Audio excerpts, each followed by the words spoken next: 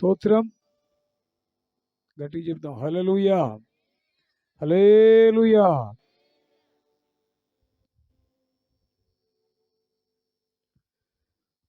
బైబిల్లో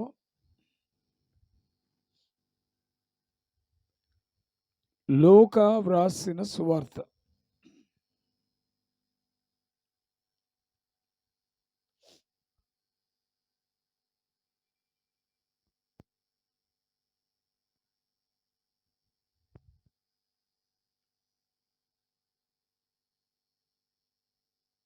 దొరికిందా? 19వ అధ్యాయం.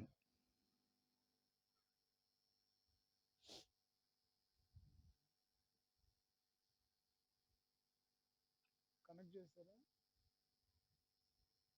సిగ్నల్ లేదా?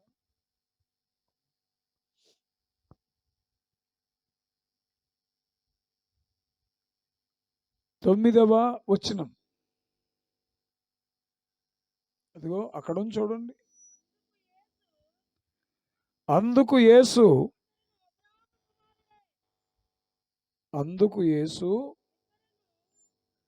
ఇతడును అబ్రహాము కుమారుడే, ఎందుకనగా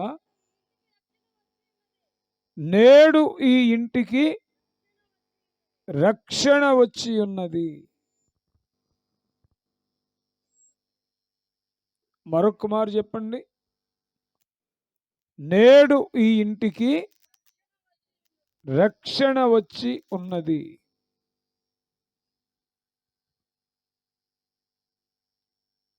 ఈ వాక్యం బైబిల్లో సుంకపు గుత్తదారుడైన జక్కయ్య, ట్యాక్స్ కలెక్టర్, ఎవరైనా మాట్లాడరా మీరు?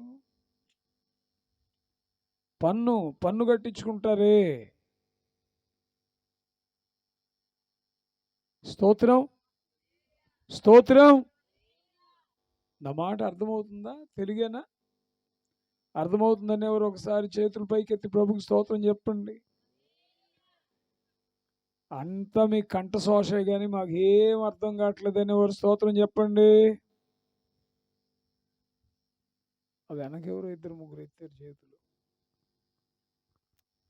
స్తోత్రం. సుంకము వసూలు చేసేవాడు ఎవరైనా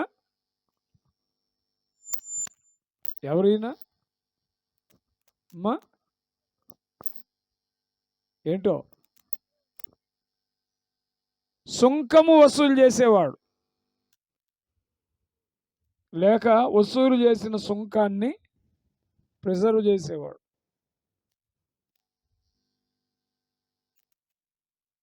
ఎరికో ప్రాంతం అది. రామాంజనేయపురం లాగానే ఆ పట్టణం పేరు కూడా ఎరికో. ఎరికో పట్టణపు చరిత్ర జోలికి నేను వెళ్ళటం లేదు, కానీ ఊరికే సింపుల్గా చెప్తున్నా. యేసుక్రీస్తు శరీరధారిగా ఉన్నప్పుడు అనేక పట్టణాలు, అనేక గ్రామాలు, అనేక ప్రాంతాలు సంచరిస్తూ ఆయన ఈ లోకానికి ఎందుకు వచ్చాడో ఆ విషయాన్ని తెలియపరుస్తూ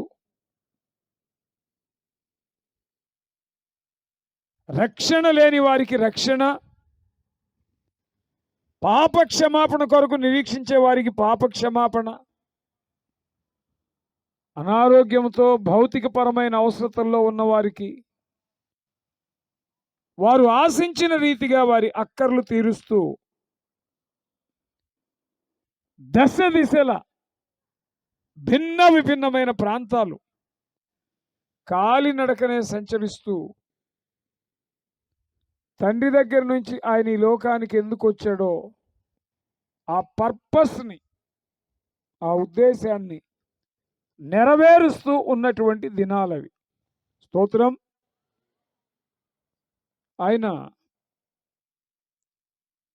ఎరికో అనబడేటువంటి పట్టణంలోకి ప్రవేశించాడు. జాగ్రత్త వినండి. యెరికో పట్టణంలోకి రాగానే మొన్న ఈ మధ్య ఎక్కడో చూశాను నేను. అధికారంలో లేనటువంటి మాజీ ముఖ్యమంత్రి జగన్మోహన్ రెడ్డి గారు వస్తేనే ఇసుకేస్తే జనం రాలేదంట. సాక్షాత్తు సృష్టికర్త అయినటువంటి యేసు ప్రభు శరీరధారిగా సంచరించిన దినాల్లో ఆయన వస్తున్నాడంటేనే పట్టలేం. స్తోత్రం, స్తోత్రం. ఇంకా ప్రభువులో ఉన్న గొప్పతనం ఏంటంటే ప్రస్తుత కాలంలో ఒక 500 మంది సంఘానికి వచ్చి ఒక 20 మంది సేవకులు ఆయన దగ్గర ఉండి ఏదో ఒక చిన్న కారు మెయింటైన్ చేస్తూ ఉంటే ఆ పాస్టర్ గారిని కలవాలంటే అపాయింట్మెంట్ తీసుకోవాలి. ఆ పాస్టర్ గారిని కలవాలంటే నేరుగా కలవడానికి లేదు, ముందుగా అపాయింట్మెంట్ తీసుకొని వెళ్ళాలి, లేదంటే రికమెండేషన్ కావాలి. అందరూ కళ్ళు మూసుకున్నప్పుడు రివ్వున కారు వచ్చి దాగిద్ది, డయాస్ మీదకి వస్తారు. అందరూ కళ్ళు మూసుకోగానే రివ్వుమని చెప్పి వెళ్ళిపోతారు, మాయమైపోతారు. కొంతమంది అయితే ప్రార్థన చేయించుకుందాం పాస్టర్ గారి ద్వారా అని వస్తే అసలు ప్రార్థన చేసే అవకాశమే ఉండదు.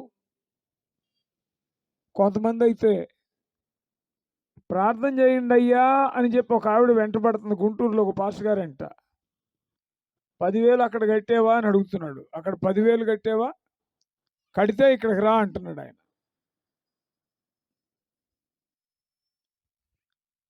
సర్వోన్నతుడైన దేవుడేమో పిలిస్తే పలుకుతానని చెప్తున్నాడు. చప్పట్లు కూడా దేవుని స్తుతించండి. No more substations. మధ్యలో వింటున్నారా? నేరుగా ఆయన్ని అప్రోచ్ అవటమే. ఇక మధ్యలో ఆయన్ని కలవటం, ఈయన్ని కలవటం, అక్కడికి వెళ్ళటం, ఇక్కడికి వెళ్ళటం, ఇలాంటివి ఏమీ లేవు. ప్రజల ముందుకి పాలన అని మనోళ్ళు ఇప్పుడు అంటున్నారు, కానీ అసలు యేసు ప్రభు ఆ దినాల్లోనే ప్రజల ముందుకు పాలన పెట్టాడు ఆయన. స్తోత్రం. ఆయనకు ఆంక్షలు లేవు. ప్రజల్లోనే ఉంటూ, ప్రజల్లోనే తింటూ, ప్రజలతోటే మమేకమై జీవిత దినాలు కొనసాగించాడు ఆయన. ఇప్పుడు పాస్టర్స్ వేరు, ఇప్పుడు పద్ధతులు వేరు. సేవకుడిని కలవాలంటే ముందు బార్కెట్స్ దాటుకొని రావాలి. యేసు ప్రభు యెరికో పట్టణంలో వస్తున్నాడన్న వార్త కోలాహలమైపోయింది, ప్రజల్లోకి వెళ్ళిపోయింది. కుష్ఠరోగుల్ని స్వస్థపరుస్తున్నాడా, కుంటి వారిని బాగు చేస్తున్నాడా, గుడ్డి వారికి చూపిస్తున్నాడా, అస్తవ్యస్తమైపోయిన బ్రతుకుల్ని బాగు చేస్తున్నాడా, పక్షవాయువు కలిగిన వారిని ముట్టి లేవనెత్తున్నాడా, అనితర సాధ్యమైన కార్యాలు చేస్తూ క్రీస్తును గూర్చిన సువాసన ప్రాంత ప్రాంతానికి వ్యాపిస్తూ ఉంది. తన యొద్దకు వచ్చు వారిని ఆయన ఎంత మాత్రము త్రోసివేసేవాడు కాడు. స్తోత్రం. ప్రయాసపడి భారమును మోయిచున్న వారలారా నా యొద్దకు రండి, నేను మీకు. జనంతో పని లేదు, రికమెండేషన్తో పని లేదు, అపాయింట్మెంట్స్తో పని లేదు. ఈ మధ్య ఒక పాస్టర్ గారు అయితే అచ్చంగా సెక్యూరిటీ గార్డ్స్ని పెట్టుకున్నాడు. ఎందుకయ్యా నీకు సెక్యూరిటీ అంటే చంపేస్తారంట. యేసు ప్రభు కూడా పెట్టుకోలేదు కదా సెక్యూరిటీ.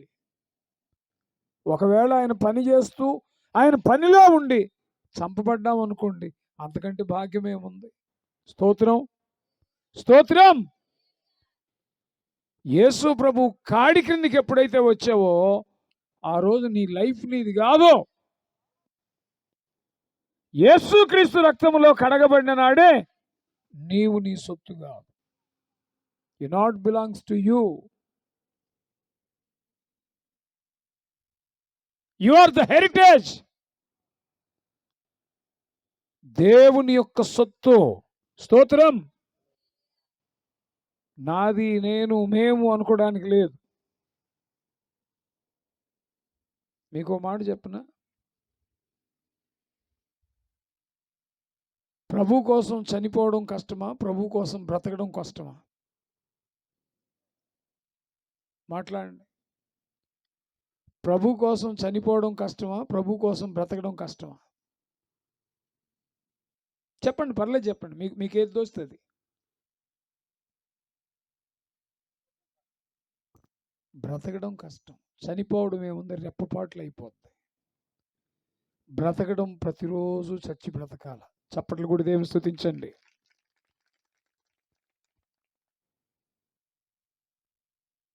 కాకపోతే ఎనాలిసిస్ మారిపోయింది, నిర్వచనాలు మారిపోయాయి. ఒకప్పుడేమో ప్రభు కోసం ప్రాణాన్ని, ప్రభు కోసం మాన ప్రాణాలని, ప్రభు కోసం చరస్థిర ఆస్తుల్ని, తాము నమ్మిన దేవుని కోసం, సువార్త కోసం సమస్తాన్ని అప్పగించారు. చావు కొరకు ఎదురు చూశారు. ఇప్పుడేమో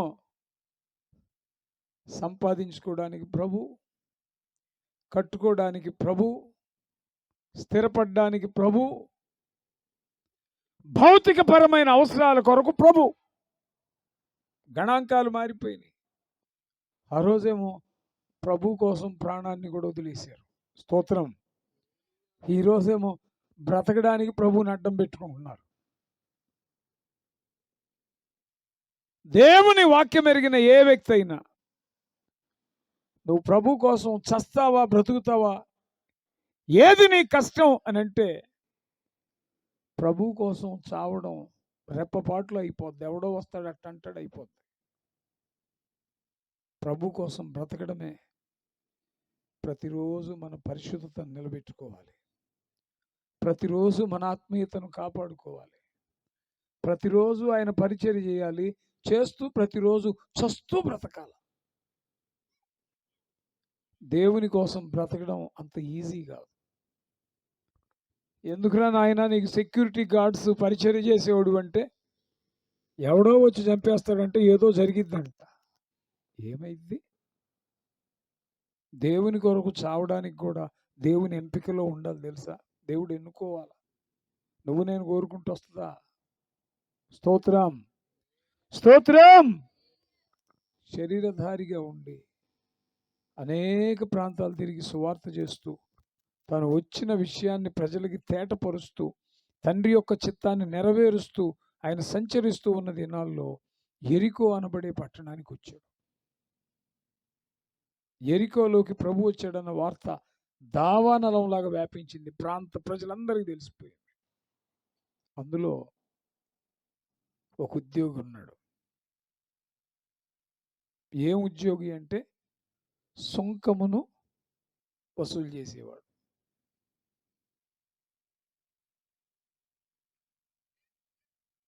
మహా అయితే ఒక 5 అడుగులు ఉంటాడేమో హైట్. పొట్టివాడైనందున అని ఉంది.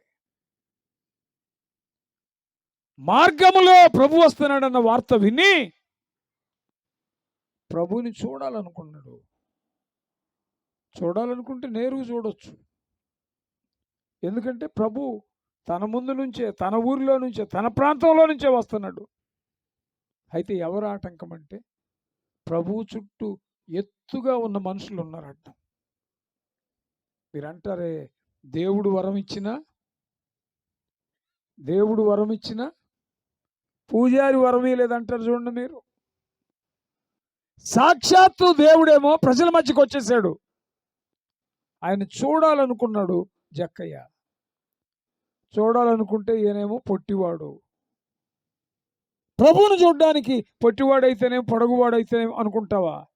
పొట్టివాడైనందున ప్రభు చుట్టూ ఎత్తైన మనుషులు ఉండడం వలన ఆయనని చూడడం వల్ల కాల.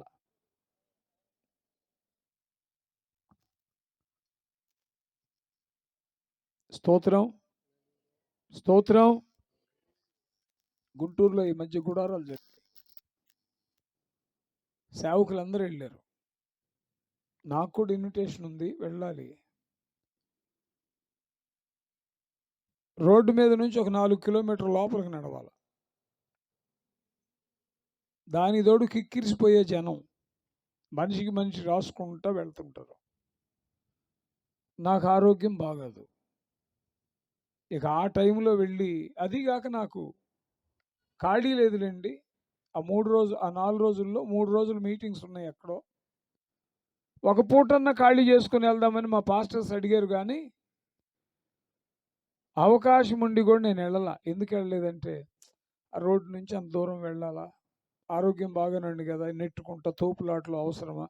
సరే వెళితే వెళ్ళాము. రెండో రోజు వెళ్ళిన వాళ్ళు చెప్తున్నారు, డయాస్ దగ్గర నుంచి రోడ్డు మీదకి వచ్చి రోడ్డు మీద నుంచి గుంటూరు రావడానికి 4 గంటలు పట్టింది వాళ్ళకి. ఇంత పరిస్థితి నాకు అవసరమా అని చెప్పి నేను ఆగిపోయా. నేనేం జక్కయ్య కంటే గొప్పోడిని కాదు. మరి ఆఫ్టర్ ఆల్ నాకే అలాగనిపిస్తే, ఆయన ఒక ఉన్నతమైన ఉద్యోగి, ప్రభువుని చూడాలనుకున్నాడు. ప్రభు చుట్టూ ఎత్తైన మనుషులు ఉన్నారు, ప్రభుని చూడడం వల్ల కాల. జక్కయ్య స్థానంలో మనమైతే ఏమనుకుంటాం తెలుసా? ఈసారి పోతే పోయిందిలే, జిల్లా కలెక్టర్ గారి పర్మిషన్ తీసుకొని మన ఇంటికి పిలిపించుకుందాం. అసలు నేనేంటి చూడాలనుకోవడం ఏంటి, నాకు వీలు కావట్లేదు, నా ప్రెస్టేజ్ ఏంటి అనుకునేవాళ్ళు మనం అయితే. చూడాలని ఆశ కలిగింది. ఈయనేమో పొట్టివాడు, ఆయన చుట్టూనేమో ఎత్తైన ప్రజలు ఉన్నారు. సాధ్యం కాల చూడటానికి. అప్పుడు ఏం చేశాడు ఆయన? ఏం చేశాడు అప్పుడు? చెప్పాలా ఏం చేశాడు? ఆయన ఆ మార్గము గుండా వస్తున్నాడని విని, ఆయన కంటే ముందే ఒక మేడి చెట్టుకి కూర్చున్నాడు. స్తోత్రం చెప్పండి. ఆయన వయసు ఏంటి, ఆయన స్టేటస్ ఏంటి, ఆయన ఉద్యోగం ఏంటి, ఆయన పరిస్థితులు ఏంటి, పరుగెత్తి అని రాయబడింది. వీధిలో పరుగెత్తుకుంటూ వెళ్ళి ఆయన వచ్చేటువంటి మార్గంలో ముందస్తుగానే ఒక మేడి చెట్టు ఎక్కి కూర్చున్నాడు. జాగ్రత్త వినండి. మీకు ఏం వాక్యం చెప్దామని చెప్పి నేను ఆలోచన చేస్తూ ఉంటే, ఇక్కడికి వచ్చి కూర్చున్న తర్వాత దేవుడు చూపిస్తున్నాడు పైన. ఏముంది అక్కడ?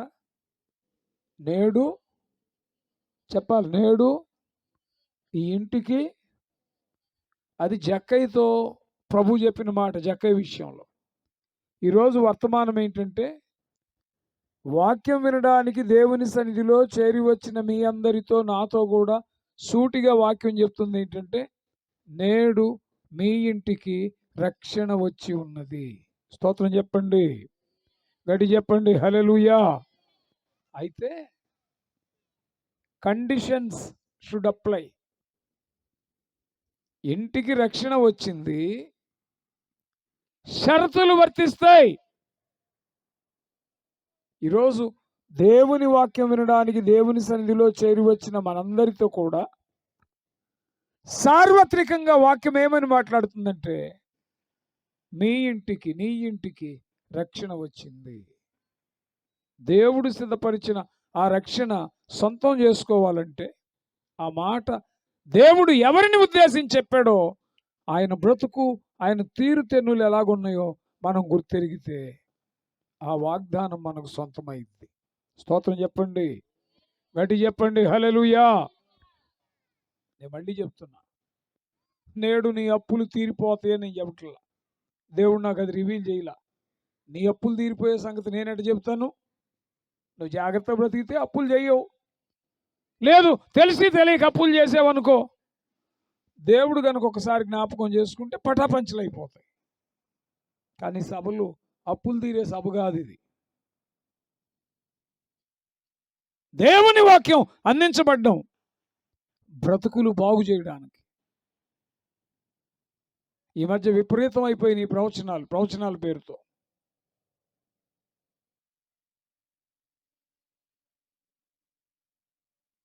నేను ఏసీ కాలేజీలో బీఎస్సీ దాకా చదువుకున్నా.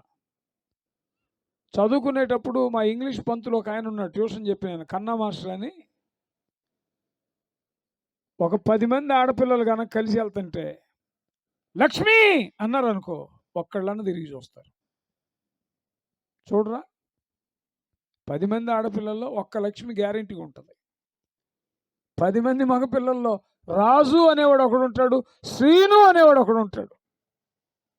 ఇదేంటంటే గాలిలో దెబ్బలేయటం.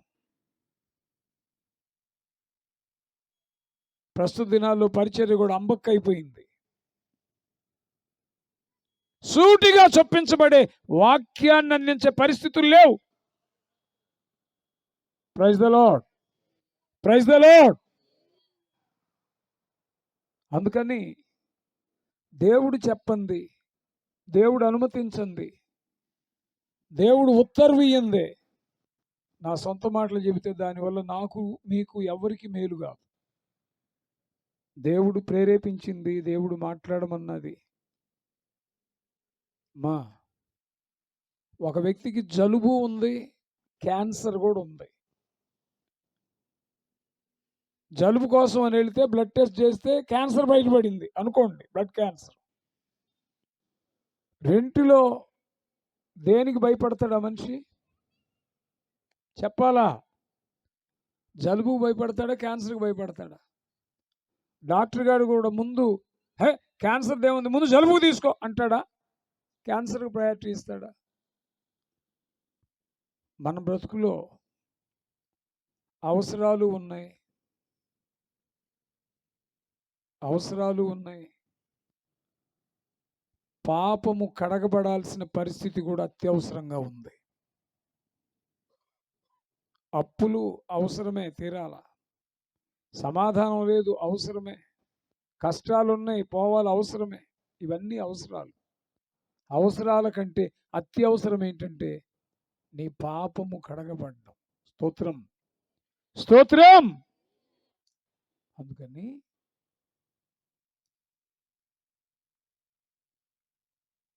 ఫ్లెక్స్లో ఉన్న వాక్యమే మీ దృష్టికి తేయడానికి ఆశపడి నేను సిద్ధపడ్డా. స్తోత్రం. చెట్టెక్కాడు, ప్రభు ఆ మార్గం గుండా వస్తూ ఉన్నాడు. ఆఫ్టర్ ఆల్ ఈయనెవరో ఒక వడ్రంగి కుమారుడు, ఎంతో కాల కార్యాలు చేస్తే మాత్రం ఆయన ఇటు వస్తుంటే నేనేంటి చూడాలనుకోవడం ఏంటి? ఒకవేళ అనుకున్నాను అనుకో, ఆయన చుట్టూ అంతమంది ఉన్నారు, నేనెవరినో తెలీదా, నేను వెళ్ళను అనుకోలేదు. ఆయన చూడాలని ఆశ కలిగింది, పొట్టివాడయ్యాడు. ప్రజలేమో ఎత్తుగా ఉన్నారు, ఆశను చంపుకోలా. చిన్న పిల్లలాగా వీధిలెంబడి పరిగెత్తి రానయ్యున్న మార్గాన్ని కనుగొని మేడి చెట్టు ఎక్కాడు. స్తోత్రం. మేడి చెట్టు ఎక్కగానే అదే మార్గంలో ప్రభు వస్తూ, రెండు చేతులెత్తి ఒకసారి స్తోత్రం చెప్పండి. అదే మార్గంలో ప్రభు వస్తూ మేడు చెట్టు దగ్గరికి రాగానే తల పైకెత్తి ఏం చేశాడు? తల అంటే జక్కయ్యలో ఉన్నటువంటి ఆశ ఎంతగా పనిచేసిందంటే కర్త అయిన దేవుడు తానే అక్కడికి వచ్చి తన తల పైకెత్తి జక్కయ్యను చూశాడు. స్తోత్రం. ఎవరు రికమెండ్ చేయాల? ప్రభువా ఆయన చూడు, నిన్ను చూడాలని చెట్టు ఎక్కాడు, చెప్పలేదు. ఈరోజు ఒక పెద్ద దైవ సేవకుడిని కలవాలంటే అపాయింట్మెంట్స్ కావాలి, రికమెండేషన్స్ కావాలి, రిఫరెన్స్ కావాలి. యేసు ప్రభువుని కనెక్ట్ అవ్వడానికి రికమెండేషన్స్తో పని లేదు, అపాయింట్మెంట్స్తో పని లేదు. ఆశ ఉంటే చాలు. చప్పట్లు కొడి దేవుని స్తుతించండి. ఆశ ఉంటే చాలు, దృక్పథం ఉంటే చాలు, ప్రభుతో బ్రతకాలనే రోషపూర్వకమైన తీర్మానం ఉంటే చాలు.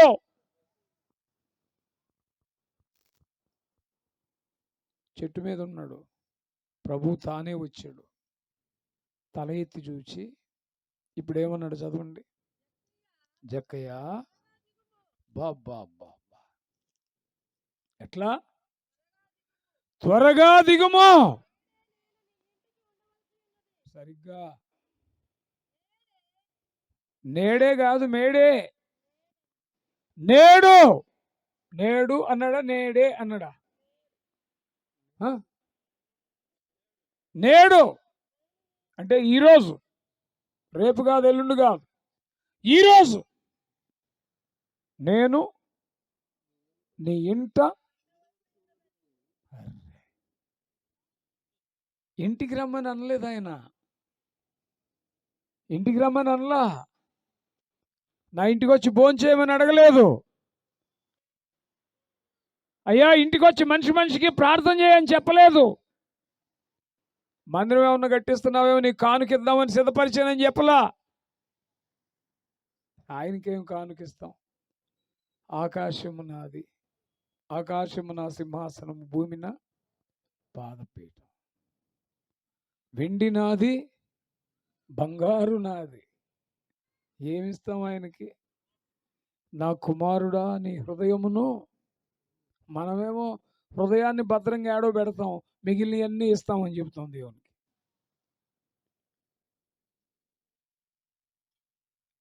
ప్రత్యేకంగా ఏం అడగలేదు ప్రభువుని. చూడాలనుకున్నాడు. ఈ మధ్య ఒక పాట వచ్చింది, బాగా వైరల్ అయింది. ఒక ఆశ ఉందయ్యా నా కోరిక తీర్చయ్యా. ఎట్లా ఎట్లా? ఈ రాత్రి నీ మనసు నువ్వు అడుగు. నీకేం ఆశ ఉంది దేవుని దగ్గర? ఒక్కసారి అడుగు నీ మనసును. దేవుని ఎదుట ఆయన ముఖకాంతిలో నీ మనస్సాక్షిని ప్రశ్నించు. నీకున్న ఆశ ఏంటి? What is your desire towards the lord? దేవుని పక్షంగా నీ హృదయం ఏమి కోరుతుంది? ఒకడన్నాడు నాతో, కాకుమానని పెదనందిపాడు దాటాక పాస్టర్స్ మీట్ జరిగింది 15 years బ్యాక్. అప్పుడు బాగా ఆరాధన టీవీలో మాట్లాడుతూ ఉన్నాను. 15 ఏళ్ల క్రితం అంటే దాదాపు 43 ఏళ్ళు అనుకుంటా అప్పుడు నాకు. ఇప్పుడు నాకు 58. 15 ఏళ్ళు అంటే అంతేగా. బాగా తిరుగుతూ ఉన్న దేవుని పరిచర్యలో. వాక్యం అయిపోయి మధ్యాహ్నం భోంచేసేటప్పుడు ఒకడన్నాడు, చిన్నోడేలే పాస్టర్, అన్న నా కోసం ప్రార్థన చేయండి అన్న అన్నాడు. ఏం ప్రార్థన చేయమంటావు తమ్ముడు అన్న. చచ్చిపోయినోడిని ఒక్కడన్నా లేపాలన్న నా కోరికన్నా అది అన్నాడు. తస్తదియ్య, చచ్చిపోయినోడిని లేపి ఏం చేస్తావు తమ్ముడు అన్న. అదేందని అట్టంటావు? యేసు ప్రభు ఎంతమందిని చచ్చిపోయిన వాళ్ళని లేపాడు, రైట్. అంటే ఇప్పుడు యేసు ప్రభు చనిపోయిన వాళ్ళని లేపాడు కాబట్టి నేను కూడా చచ్చిపోయిన వాడిని ఒక్కడన్నా లేపాలి. న్యాయమేనా ఇది? నాకు తెలియక అడుగుతున్నా మిమ్మల్ని, చెప్పండి, న్యాయమేనా?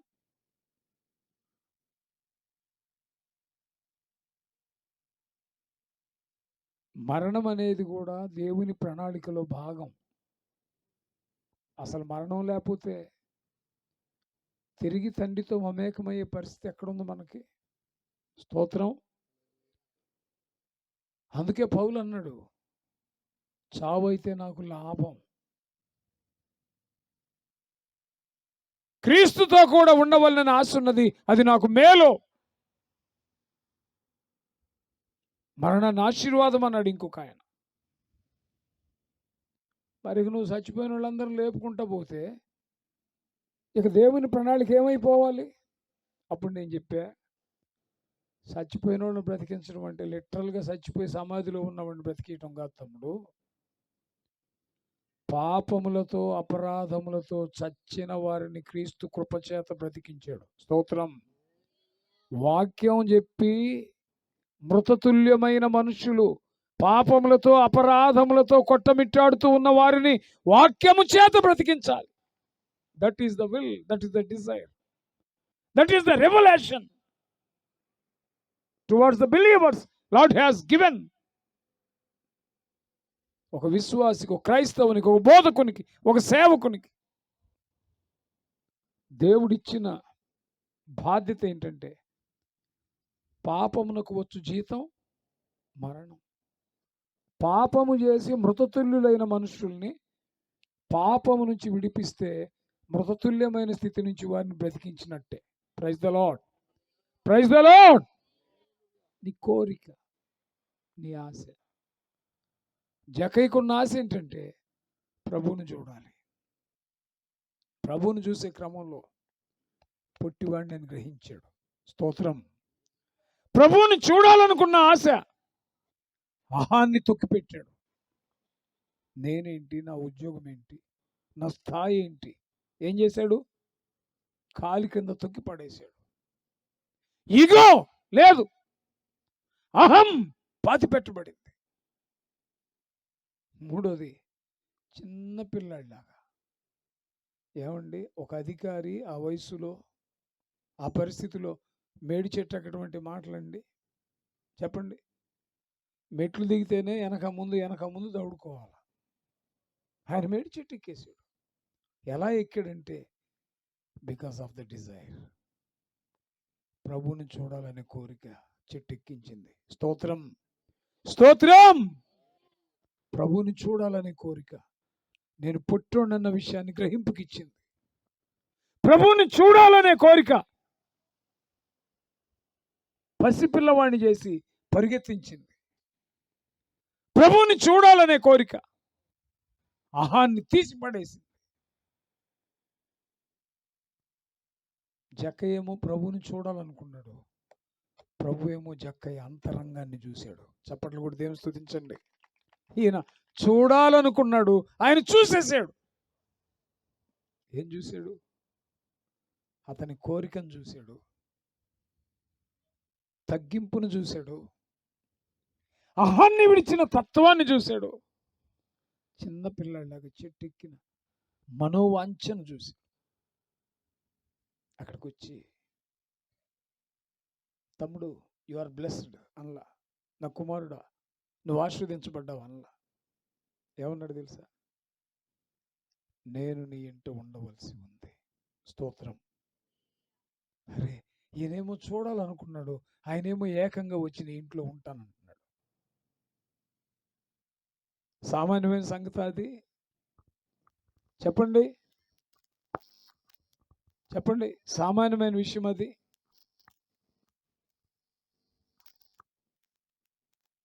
Praise the lord, praise the lord.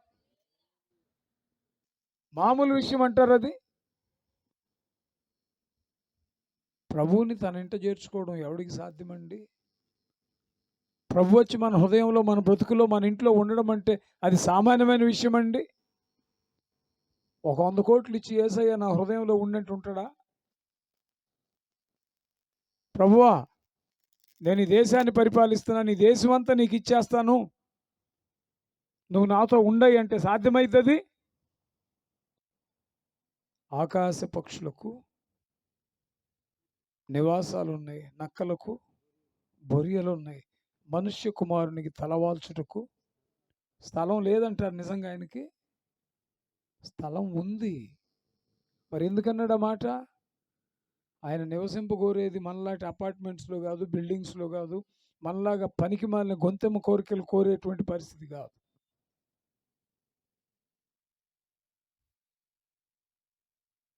నీవు దేవుని ఆలయం. స్తోత్రం. నీ దేహము దేవుని ఆత్మకు నిలయం. ఎక్కడుండగోరతాడు ఆయనంటే నీలోనే. ఎక్కడుంటానికి ఇష్టపడతాడంటే నాలోనే. జక్కయ్య అడగలా, ప్రభువే వచ్చాడు. ప్రభువే వచ్చి నీ ఇంట ఉండాలి, నేడు నేను నీ ఇంట చెట్టు దిగాడు. ఈలోపు బయలుదేరారు కొంతమంది పురుగుగాళ్ళు ఉంటారుగా. ఎవరు ఎవరు చెప్పండి, చెప్పండి, ఎవరు? పురుగు. ఇంగ్లీష్లో ఇన్సెక్ట్ అంటారు. రకరకాల పురుగులు ఉన్నాయి. వేరు తొలుచు పురుగు అని ఒకటి ఉంది. చిన్నప్పుడు ఎప్పుడో చదువుకున్నాను పద్యం. ఏది? చీడ పురుగు చేరి చెట్టు చెరచు, వేరు పురుగు చేరి వృక్షంబు చెరచురా. ఆ చెట్టుకు ఆ పురుగేమో కానీ ఇప్పుడు మనిషిని నాశనం చేసే పురుగు ఎవరంటే మనిషే. వాక్యం ఎరిగిన నీ ఇంటికి రావట్లేదు, పరిశుద్ధుడని చెప్పుకునే నీ ఇంటికి రావడం లేదు, ధర్మశాస్త్రం తెలుసని వాక్యానించే నీ ఇంటికి రావడం లేదు, ప్రభువుని వెన్నంటి ఉండే నీ ఇంటికి రావడం లేదు. ఒక పాపి అయిన మనుష్యుడు, ఒక సుంకపు గుత్తదారుడైన మనుష్యుడు, ప్రభు ఎవరో తెలియని ఒక మనుష్యుడు నీ ఇంటికి నేను వస్తానయ్యా అనగానే గుసగుసలు బయలుదేరినాయి. వాడు పాపి కదా, వాడింటికి ఈయన వెళ్ళటం ఏంటి అంటే ప్రశ్నార్థకం. ఒక పాపి ఇంటికి వెళ్తానంటున్నాడంటే ఇతనిలో కూడా ఏదో చెప్పాలి, ఏదో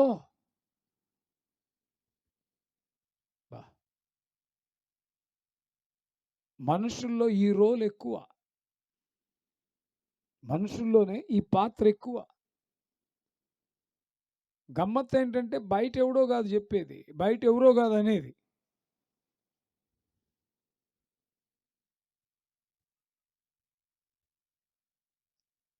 సంఘ పెద్ద కూతురికి పిల్లలు లేరు,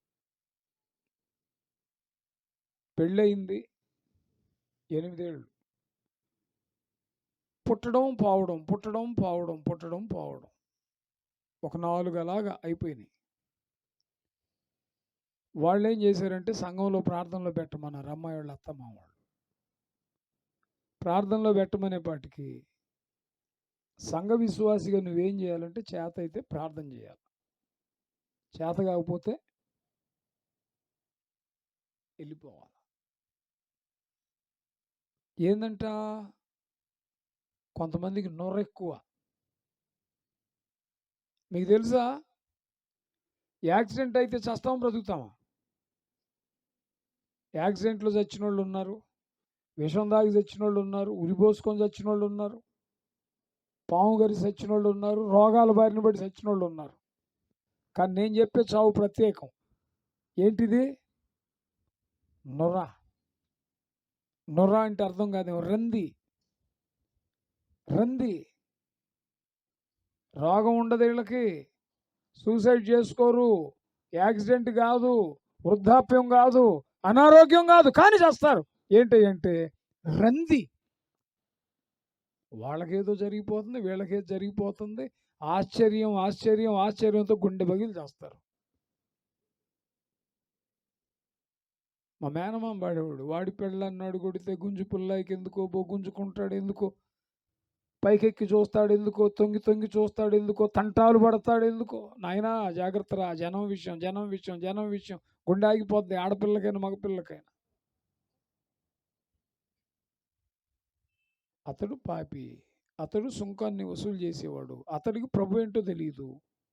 ఒక అన్యుడు అనుకోండి, తెలియకపోతే అన్యుడేగా, ఆయన అన్యుడు కాదు కానీ లిటరల్గా తెలియదు. ఆయనకి ఇష్టమై నీ ఇంటికి నేను వస్తానురా అంటే నువ్వేం చేయాలంటే చప్పట్లు కొట్టాలి. మా చేత కాలేదు ప్రభువుని ఇంటికి తెచ్చుకోవటం, నీకు ఆ భాగ్యం ఇచ్చాడురా అయ్యా అని చెప్పి ప్రభువుని స్తుతించాలి, వాడిని కనపరచాలి. ఏం చెప్పుకుంటున్నారు? కాకపోయినా ఇన్ని రోజుల నుంచి ఉన్నాం, మనం వెంటే ఉన్నాము, నేను గొడుగు పెట్టాను అంటున్నాడు ఒకడేమంటే. కాళ్ళకు బురద అయితే నేను గడిగాను, గొడుగు పెట్టాను, కాళ్ళు గడిగాను. అదే మరి, అదే నేను కూడా అదే అంటున్నా. అసలు నీ ఇంటికి ఎప్పుడన్నా వచ్చాడు? నా ఇంటికి ఎప్పుడన్నా వచ్చాడు? చూసావా? యథమిద్దమైన ఆలోచనలు. Praise the lord, praise the lord. ఇంటికి వస్తున్నాను అనగానే ఏం చేసాడు అతను? చదవండి చదవండి చదవండి. నేడు నేను నీ ఇంట ఉండవలసి ఉంది చెప్పగా త్వరగా దిగి సంతోషముతో ఆయనను చేర్చుకొనెను. స్తోత్రం, స్తోత్రం. మేము మా అన్నమే తిందుము, మా వస్త్రమే కట్టుకొందుము, పేరు మాత్రము నీది పెట్టుకొందుము. యేసయ్యా, మా ఇంటికొస్తే ఏమి తెచ్చెదవు, మీ ఇంటికొస్తే ఏమి పెట్టెదవు. ఇది క్రైస్తవ్యం. జక్కయ్య ఇంటికి ప్రభు వెళ్ళగానే ఆయన ఎట్లా రెస్పాండ్ అయ్యాడు? ఎట్లా రెస్పాండ్ అయ్యాడు చెప్పండి? సంతోషముతో. తర్వాత చేర్చుకొనెను. ఆ, ఆ, పాపి అయిన మనుషుని యొద్ద ఎట్లా బస చేయ వెళ్ళెనని చాలా గొణిగిరి సణిగిరి. జక్కయ్య నిలబడి, ప్రభువా, నా ఆస్తిలో సగము. అద్దుగా ఇంట్లో ఫోటోలు పెట్టుకుంటే కాదు, వేసే ఫోటోలు. నేను ఒక ఇంటికి వెళ్తే తెనాలి మీటింగ్కి వెళ్ళి ఒక రూమ్ అంతా బైబిల్సే, ఒక రూమ్ అంతా బైబిల్సే. ఆ ఇంటికి ఇన్వైట్ చేసిన ఆయన, ఇప్పుడు కాదులేండి 15 years అయ్యిద్ది, అయితనగర్.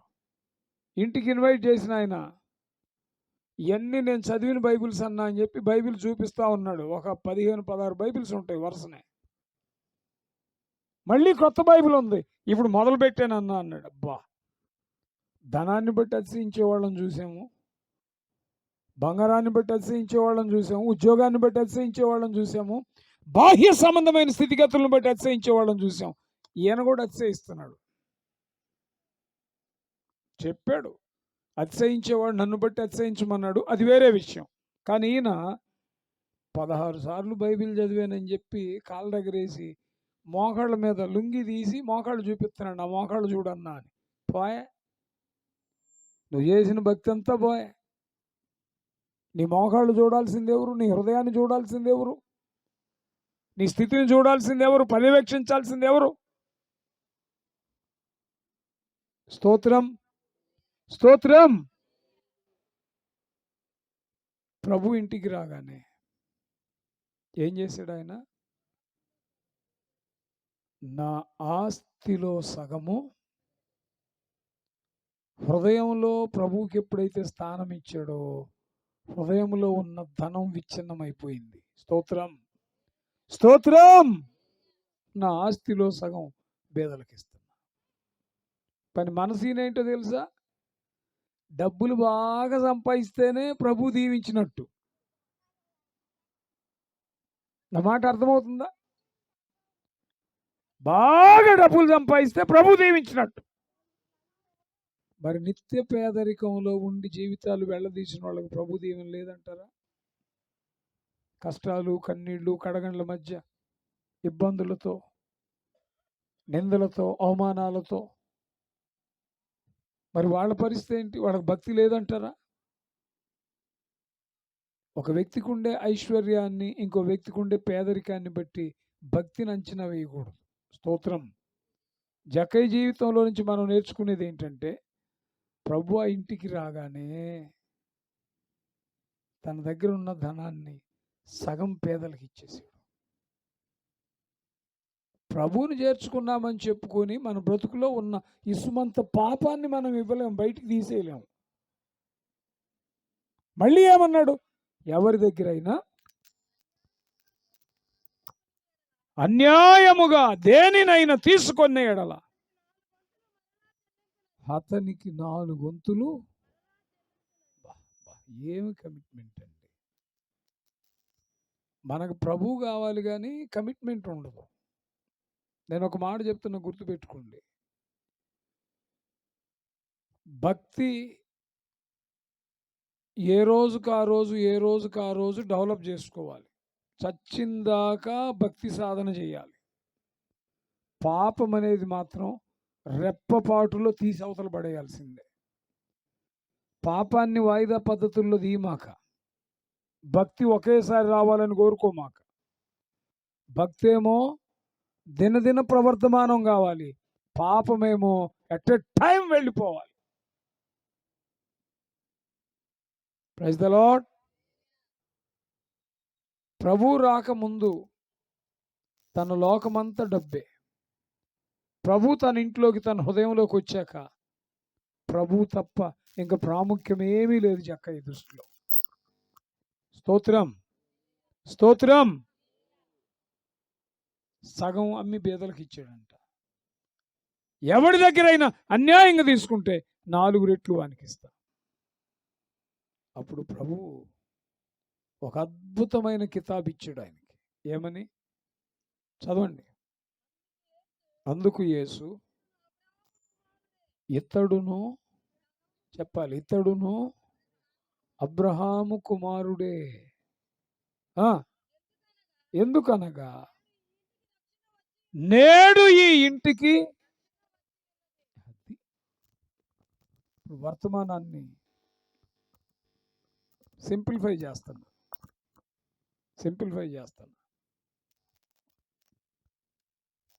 దేవుని దృష్టిలో ఒక ఇల్లు రక్షించబడింది అని చెప్పాలంటే, అర్థమవుతుందా? దేవుని దృష్టిలో ఒక ఇల్లు రక్షించబడిన ఇల్లుగా ఉండాలి అని అంటే ఆ ఇంటిని మనం ఎలా గుర్తించవచ్చు? దేవుడు ఎలాగా ఇంటిని కన్సిడర్ చేస్తాడు? Praise the lord, praise the lord. ఇక్కడ ఇల్లు అనే మాట కంటే జక్కయ్య అనబడేటువంటి ఇల్లు. ఇల్లు 2 రకాలు. మనం నివసించడానికి కట్టుకునే ఇల్లు, ప్రభు నివసించడానికి కట్టే ఇల్లు. మనం నివసించడానికి కట్టుకునే ఇల్లేమో మెటీరియల్తో కట్టుతాము. ప్రభు నివసించడానికి కట్టే ఇల్లేమో మన హృదయమే ఆయనకి ఇల్లు. దేవుని దృష్టిలో జక్కయ్య హృదయం, జక్కయ్య అనే ఈ సజీవ ఇల్లు ఏమన్నాడు ప్రభు? నేడు ఈ ఇంటికి రక్షణ. ఈరోజు దేవుని వాక్యాన్ని విని స్తబ్దుగా వెళ్ళొద్దు, నిర్లక్ష్యంగా వెళ్ళొద్దు. వచ్చేటప్పుడు ఎలాగొచ్చావో మరలా అలాగే వెళ్ళొద్దు. ప్రభుని సొంతం చేసుకుని వెళ్ళాలి. స్తోత్రం. ప్రభుని సొంతం చేసుకోవడం అంటే అర్థం ఏంటంటే రక్షించబడిన ఇల్లుగా నీవు దేవుని దృష్టిలో ఉండాలి.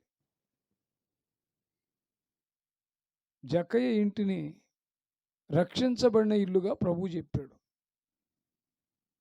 జక్కయ్య జీవితంలో నుంచి మనం నేర్చుకోదగింది ఏంటి? పాయింట్ నంబర్ 1, ప్రభుని చూడాలని ఆశ కలగగానే నేను పొట్టివాడిననే గ్రహింపులోకి వచ్చాడు. స్తోత్రం.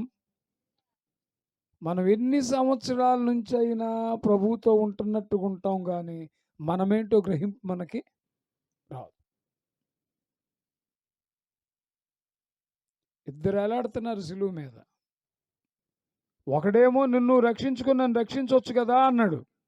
ఇంకొకడేమో నీవు కూడా అదే శిక్షా విధిలో ఉన్నావు, మనం చేసిన పాపాలకి శిక్ష మనకి న్యాయమే, ఈయనలో ఏ పాపం లేదు, నిష్కారణంగా శిలువ మరణం అనుభవిస్తున్నాడు అని చెప్పి, యేసు నీవు నీ రాజ్యంతో వచ్చినప్పుడు నన్ను, అది గ్రహింపు. 20 ఏళ్ళు, 30 ఏళ్ళు, 40 ఏళ్ళు, 50 ఏళ్ళ నుంచి విశ్వాసులుగా, సేవకులుగా ఉన్నంత మాత్రాన ప్రయోజనం లేదు. గ్రహింపు కలిగిన జీవితం కావాలి. ఏంటి గ్రహింపు అంటే? తన లోపాన్ని తాను గ్రహించాడు జక్కయ్య. తన కోరికను సిద్ధింపజేసుకోవడానికి ఏది ఆటంకమో దాన్ని గ్రహించాడు. 2, తనకంటే ఎత్తైన వారు ప్రభు చుట్టూ ఉన్నారు. ఇప్పుడు ప్రభువుని చూడాలంటే వాళ్ళకంటే ఎత్తైన స్థానంలోకి వెళ్ళాలి. శారీరకంగా మేడి చెట్టు ఎక్కాడు. మేడి చెట్టు ఎక్కే క్రమంలో అహం పోయింది. మేడి చెట్టు ఎక్కే క్రమంలో చిన్న పిల్లలాగా చెట్టు ఎక్కాడు, తగ్గింపులోకి వచ్చేసాడు. చూడాలనే కోరిక గ్రహింపునిచ్చింది. చూడాలనే కోరికే రుజువు చేసుకోవడానికి మేడి చెట్టు ఎక్కాడు, చిన్న పిల్లలాగా తగ్గించుకుని.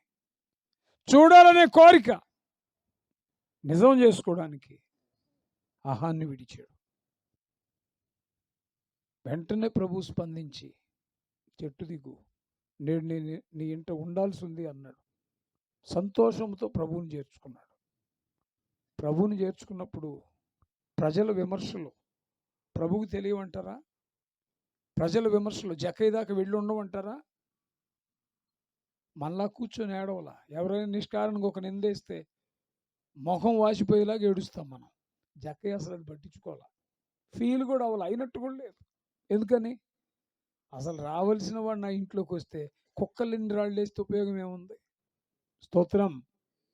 ఉండాల్సినోడు నాతో ఉంటే పనికి మారిన వదరుబాతు మాటలు ఎన్నుంటే ఉపయోగం ఏముంది? జక్కయ్యలో మనం నేర్చుకోదగింది అది. ప్రభు వచ్చాడు, ఇంట చేర్చుకుని కమిట్ అయిపోయాడు. నా ఆస్తిలో సగం. మరి ఇంతకాలం నీ ఆస్తి ఎక్కడుంది? నీ హృదయంలో ఉంది. ఇప్పుడు నీ హృదయంలోకి ఎవరు వచ్చారు? ప్రభు వచ్చాడు. హృదయంలోకి ప్రభు రాగానే హృదయం ఖాళీ చేశాడు. స్తోత్రం చెప్పండి. అంతేకాదు, నా వల్ల ఎవడైనా నష్టపోతే వాడి దగ్గర నేను 25 రూపాయలు తీసుకుంటే 100 రూపాయలు ఇచ్చేస్తా వాడికి. అంటే రుణం తీర్చుకుంటున్నాడు, లోపాన్ని సరి చేసుకుంటున్నాడు, దోషమును ప్రభు చెంత బాపుకుంటున్నాడు. అప్పుడు అన్నాడు ప్రభు, ఈ ఇంటికి రక్షణ వచ్చింది. బికాస్ ఇతడును అబ్రహాము నీతిమంతులకు తండ్రి అని ఉంటుంది బైబిల్లో. మనం కూడా చేస్తాం. ఇశ్రాయేలీయులు అబ్రహాం శారీరక పిల్లలు అయితే ఆత్మ సంబంధంగా మేము కూడా అబ్రహాం పిల్లలం అంటాం. ఇదంతా తూచి. ఇశ్రాయేలీయులైన శారీరక పిల్లలు అనిపించుకోవడానికి పడతలేస్తూ ఉంటారేమో కానీ ఆ కొలతలో మనల్ని చూస్తే మనమైతే అసలు చెల్లం. జక్కయ్యకి వచ్చింది అది. ఇతడు అబ్రహాము కుమారుడు, ఇతడును. ఎందుకని ప్రభు ఆ మాట అన్నాడు? క్రీస్తుని ఇంట చేర్చుకున్నాడు. ఎందుకని ప్రభు ఆ మాట అన్నాడు? క్రీస్తు రాగానే హృదయాన్ని ఖాళీ చేసి పడేశాడు. ఎందుకని ఆ మాట అన్నాడు? క్రీస్తుని చేర్చుకుని అప్పటి వరకు తాను ప్రేమించిన దాన్ని షట్అవుట్ చేసి పడేశాడు. ఎందుకని ప్రభు ఆ మాట అన్నాడు? ఇతడును అబ్రహాము కుమారుడు, ఇతనింటికి రక్షణ వచ్చిందని, నేడు నేను నీ ఇంట ఉండాల్సి ఉందని ఎందుకన్నాడు? కమిట్మెంట్ అయ్యాడు. ఎవరి దగ్గర అయినా ఒక తప్పు చేస్తే వాడి దగ్గర తీసుకున్న దానికి ప్రతిగా 4 రెట్లు నేను ఇస్తా. మీకు తెలుసా? నేను ముగిస్తున్నా. 1994లో బాప్తిజం తీసుకున్నాను నేను, జూన్ 9. 94లో బాప్తిజం తీసుకున్నాక 95లో ఫుల్ టైం మినిస్ట్రీకి వచ్చాను. 96లో మా అన్నకి యావజ్జీవ కారాగార శిక్ష పడింది, లైఫ్ పడింది రాజమండ్రిలో. ఇక అయిపోయింది వీడి సేవ, వీడి పరిస్థితి అంతా అయిపోయింది. ఏదో తాత్కాలిక పరిస్థితులను బట్టి వీళ్ళు బైబిల్ పట్టుకున్నారు కానీ వీడికి నిలబడలేడు అనుకున్నారు. కానీ నేనేదో నా అవసరానికి పట్టుకొని ఉంటే నేను నిలబడేవాడిని కాదు, కానీ నన్ను పట్టుకుంది ఆయన కాబట్టి ఆ రోజుకి ఈ రోజుకి నడిపిస్తానే ఉన్నాడు. స్తోత్రం. 94లో బాప్తిజం తీసుకోవడానికి ముందు నేను ఏసీ కాలేజ్ 86, 89 చదివేటప్పుడు గొడవ జరిగింది. నన్ను 8 మంది కలిసి కొట్టారు. 86 ఫస్ట్ ఇయర్ బీఎస్సీ చదివేటప్పుడు 86లో జరిగింది ఇది. నన్ను కొట్టిన తర్వాత అదే టైంలో ఇంకొక మర్డర్ జరిగింది. చదువు పోయింది, యాటిట్యూడ్ మారిపోయింది. ఏదో చెయ్యాలి, ఏదో చదివించాలని నాన్న అనుకున్నాడు. మా పరిస్థితులన్నీ మారిపోయినాయి. సమాజానికి, తల్లిదండ్రులకు జుగుప్సాకరంగా జీవిస్తూ ఉన్నాం. ఇన్సెక్యూర్ ఫీలింగ్తో బ్రతుకుతున్నాం. 86 అదొక 4 ఏళ్ళు, ఇదొక 4 ఏళ్ళు. 94లో నేను బాప్తిజం పొందా. సరే, మళ్ళీ 92లో ఇంకో గొడవ జరిగింది. ఆ కేసులో అన్నకు లైఫ్ పడింది, అది వేరే విషయం. మేమేం పవిత్రులం కాదు, మీరు అనుకునేంత యోగ్యులం కాదు. కాకపోతే బైబిల్లో ఒక మాట ఉంటుంది, పాపం ఎక్కడ ఉండునో కృప అక్కడ విస్తరించును. ఆయన కృప అంతే. 86లో జరిగింది. 94లో నేను బాప్తిజం తీసుకున్నా. బాప్తిజం తీసుకోవడానికి ముందు మా వల్ల ఏ కుటుంబం నష్టపోయిందో వాళ్ళ దగ్గరికి వెళ్ళి క్షమాపణ చెప్పాను నేను. ఆ మాట కోసం చెప్తున్నా ఇది. బాప్తిజం తీసుకోవడం అంటే ఇది ఎచ్చులకు నీళ్ళల్లో దిగటం కాదు. అల్టిమేట్ మార్పు రావాలి బ్రతుకులో. తెల్లగొడ్లు వేసుకొని బైబిల్ పట్టుకున్నంత మాత్రం నువ్వు దోతవు కాదు, నువ్వు పెద్ద పుడింగి కాదు. Complete the attitude has to be change. పరిపూర్ణమైన మార్పు రావాలి బ్రతుకులో. బైబిల్ పట్టుకుని ఆయన పక్షంగా నిలబడుతున్నాం, సాక్షార్థమై జీవిస్తున్నామంటే మనల్ని చూసినప్పుడు లోకం మనల్ని బట్టి ప్రభుని స్తుతించాలి. స్తోత్రం. జక్కయ్య లైఫ్ ఒక సవాల్. అప్పటిదాకా సుంకపు గుత్తదారుడు అంటేనే డబ్బు ప్రేమికుడు. ప్రభు ఎప్పుడైతే తన ఇంటి అడుగు పెట్టాడో తాను ప్రేమించిన దాన్ని మొక్కలు చేసి పడేసాడు. ఇప్పుడు ప్రభువును ప్రేమిస్తున్నానని చెప్పే నువ్వు నేను ప్రభు కంటే డబ్బును ప్రేమించట్లేదా? క్షమించండి, నన్ను కూడా కలుపుకుంటున్నాను. ప్రభు కంటే కుటుంబాన్ని ప్రేమించట్లేదు ఎక్కువ. ప్రభు కంటే నిన్ను నువ్వు ప్రేమించుకోవట్లేదు ఎక్కువగా. దురభిమాన పాపములో పడకుండా నన్ను ఖాయమన్నాడు దావీదు. స్తోత్రం. దురభిమాన పాపం అంటే నీ మీద నీకు ఉండాల్సినంత అభిమానం కంటే, ప్రేమ కంటే ఎక్కువ నేను నీవు ప్రేమించుకోవటం.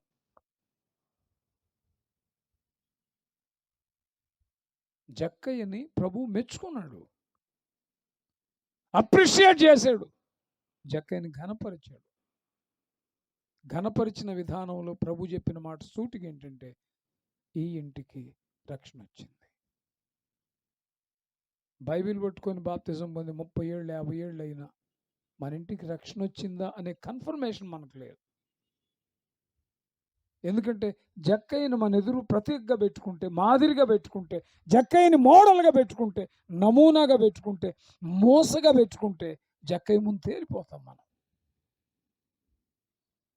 అలాగని ప్రభు మనల్ని వదిలేయడం లేదు, కానీ మరొక్కసారి జక్కయ్య జీవితాన్ని మన ఎదురుంచి మనల్ని హెచ్చరిస్తున్నాడు.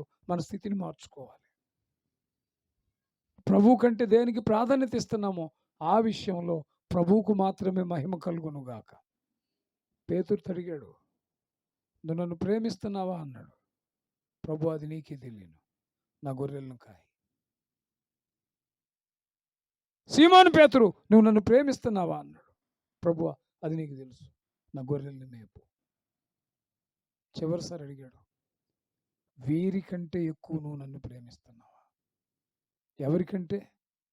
నీ కుటుంబాన్ని నువ్వు ప్రేమించిన దానికంటే నన్ను ఎక్కువ ప్రేమిస్తావా? నిన్ను నీవు ప్రేమించిన దానికంటే నన్ను ఎక్కువ ప్రేమిస్తావా? కడమ అపోస్తలులు నన్ను ప్రేమించిన దానికంటే వారందరికంటే ఎక్కువ నన్ను ప్రేమిస్తావా? అక్కడ రాస్తాడు, పేతురు వ్యసనపడి అని ఉంది బైబిల్లో.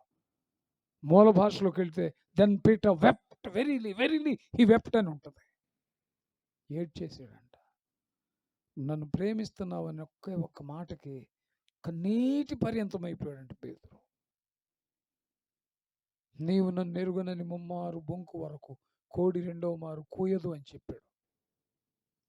చావడానికైనా చెరసాలకైనా సిద్ధమే ప్రభు అన్నాడు పేతురు. ప్రేతోర్యం అనే సేనలోకి ప్రభువుని తీసుకెళ్ళిపోయారు. ఆల్రెడీ 3 సార్లు అబద్ధం ఆడడం అయిపోయింది. నేను కాదు ఆయన్ని, ఆయన శిష్యుడిని కాదు, ఆయన ఎవరో నాకు తెలియదు, ఒట్లు పెట్టుకుంటున్నాడు. ఈలోపు కోడి 2వ మారు కూసింది.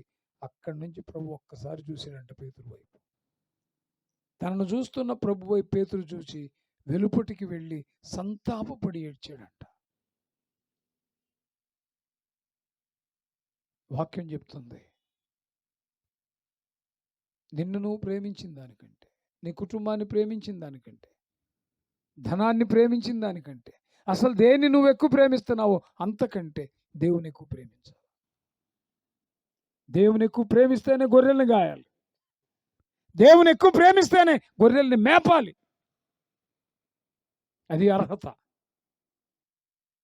కాపరిత్వం అంటే గొర్రెల్ని కాయడం, సువార్థికత్వం అంటే గొర్రెల్ని మేపడం. నువ్వు అపోస్తలుడువా, ప్రవక్తవా, ఉపదేశివా, 5-fold మినిస్ట్రీలో నువ్వే స్థాయిలోనైనా ఉండొచ్చు. ప్రభు పని చేయాలంటే ప్రభుని ప్రేమించేవాడు మాత్రమే అర్హుడు. ప్రభువుని ప్రేమించేవాడిని ఎలా గుర్తించవచ్చు అంటే తనను తాను ప్రేమించిన దానికంటే ఎక్కువ ప్రేమిస్తాడు. స్తోత్రం, స్తోత్రం. నా మాటలు ముగింపులోకి తెస్తున్నాను. జక్కయ్య ఇంటికి రక్షణ వచ్చింది. అబ్రహాము కుమారుడే అన్నాడు. నేడు నేను నీ ఇంట ఉండాల్సింది అన్నాడు. ఈరోజు అదే వాగ్దానం. ప్రభు మన ఇంట్లో ఉండడానికి మనకి ఇష్టమా? ప్రభు ద్వారా రక్షించబడిన గృహంగా మన గృహం ఉండడం ఇష్టమా? అబ్రహాము కుమారునిగా నీవు నేను జీవించగలుగుతున్నామా? జక్క ఎలాంటి జీవితం మనం కొనసాగించాలి? ఆహాన్ని విడిచిపెట్టు, చిన్నపిల్లాడిగా తగ్గించుకో. ప్రభు చూడాలనే కోరిక ముందు పొట్టివాడనే గ్రహింపు, తన అవిటితనం కూడా వెలవెలపోయింది. ఈరోజు నీ తీర్మానం ఏంటి? నీ గ్రహింపు ఏంటి? ప్రభు కోసం నువ్వు ప్రేమించే దేన్ని విడుస్తావు? చిన్న ప్రార్థన చేద్దాం. దయచేసి తల్లు వంచండి. దయచేసి తల్లు వంచండి. ప్రార్థన. ప్రేమ కలిగిన తండ్రి, సర్వాధికారి, మీకు స్తోత్రం. విత్తబడిన వాక్యానికి నీరు కట్టి వృద్ధిపరచండి నాయన. ప్రతి హృదయంలో ఫలింపునివ్వండి. వాక్యాధారిత ప్రజలుగా మార్చండి.